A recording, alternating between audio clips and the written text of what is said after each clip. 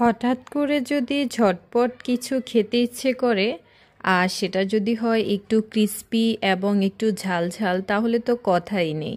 আজকে আমি আপনাদেরকে সুজি দিয়ে খুবই মজাদার পাকোড়া দেখাবো, ক্রিস্পি এবং খুবই টেস্টি। এই সুজির পাকোড়াগুলো একদম খুব সহজে ঝটপট বানিয়ে ফেলতে পারবেন।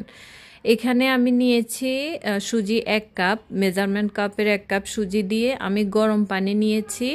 এখানে আমি 1 কাপ সুজির জন্য 3 কাপ পরিমাণ গরম পানি দিয়ে দিব।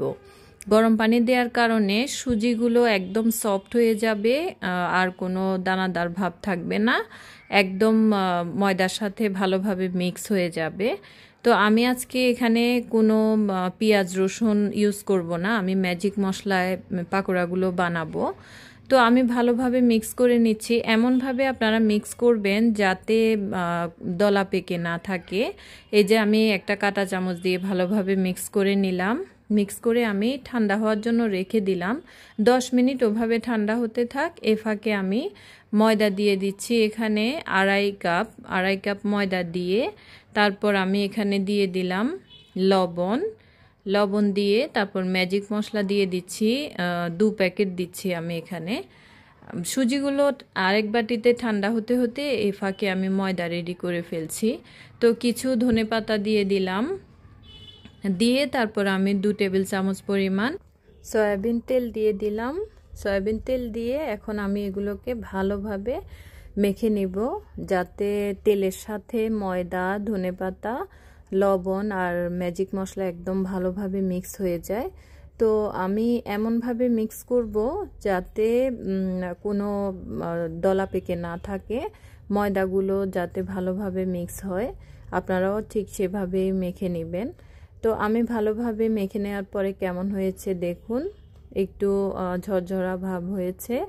আর হাতের মুঠোয় নিয়ে দেখবেন যে এমন মুঠিবদ্ধ হচ্ছে কিনা, তাহলে বুঝবেন যে একদম পারফেক্টভাবে মেখে নেওয়া হয়ে গেছে।